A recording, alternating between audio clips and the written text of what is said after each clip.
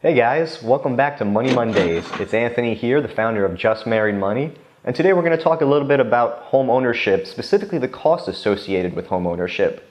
Now when you're looking online, you might be on Zillow or looking for that perfect home, and you see what the monthly mortgage payment's going to be. But that's only part of the equation. You see, what they're showing you is what's called P&I. It stands for principal and interest. But there's actually 4 parts to your mortgage payment. There's P&I, principal and interest, and T&I, which is taxes and insurance. The whole acronym is PITI, which is pity.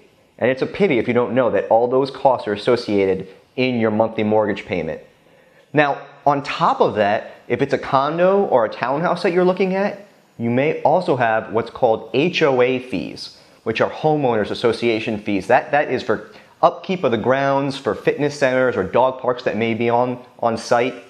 So I want you to make sure you understand that there is a lot of costs that go into your mortgage, and you have to understand all of them because it's not just what you see online that may not show the full picture.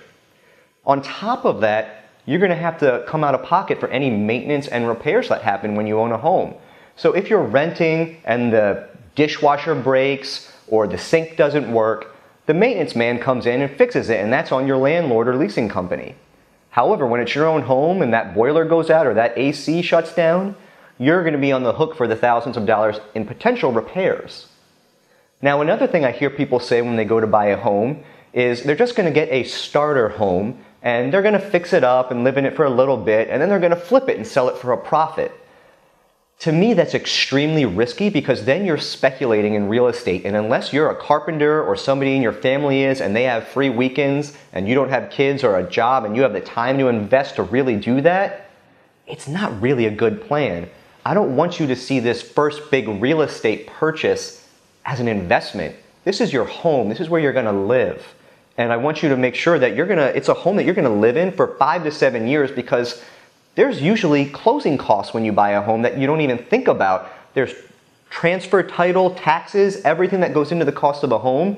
And it takes about 5 to 7 years to just get enough back in the home to be above water so that you have more equity in the home, so that when you go to sell your house, you're not underwater. And what I mean by that is, let's say you buy a home for $300,000 and then you go to sell it later, the housing market hasn't done as well, and now the home's only worth $250,000. Well, you still have that $300,000 mortgage, but you can only sell it for $250,000. So now you've got to come up with that $50,000. This is why you really got to think it through when it comes to purchasing your first home. It can be a great idea and a really good decision. I just want to make sure you understand all the nuances. And also, think about moving out. When you rent a place and you move out, you just wipe your hands of it and you're finished. The worst that can happen is that you might not get your security deposit back if there's damages. When it comes to a home, you got to find a real estate agent, you got to put your house on the market, you have to find a willing buyer. This takes a lot of time, and you have to hope that you get more than the house is worth. So, if I can say anything in closing, it's that figure out exactly what type of home you want, look for it, understand what you can afford, and then do the calculations to see if it makes financial sense to go ahead and purchase that forever home.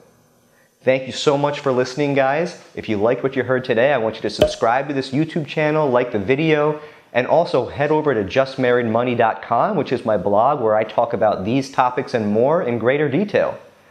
Thanks again for listening, and we'll see you on the next Money Monday.